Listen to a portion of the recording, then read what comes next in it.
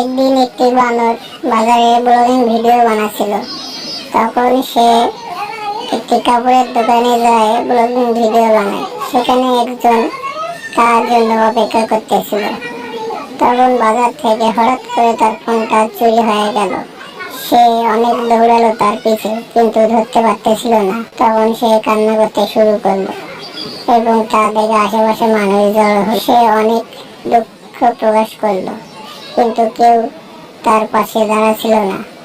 তখন সে রাগান্বিত হয়ে তার বন্ধুদের ফোন করলো এবং তার বন্ধুরা চলে আসলো। এসে তারা বাজার লন্ডভন্ড করতে শুরু করলো। তা দেখে একটি ক্যামেরাম্যান সবকিছু রেকর্ড করতেছিল। সেখানে পুলিশ আসলো। এক পর্যায়ে তারা ধরা পড়লো এবং পুলিশ তাদের গাড়তের পেছনে ঢুকে দিল। বাজারে সকল কিছু একটি বানর রেকর্ড করছিল এবং বাজার শান্ত হয়ে গেছিল।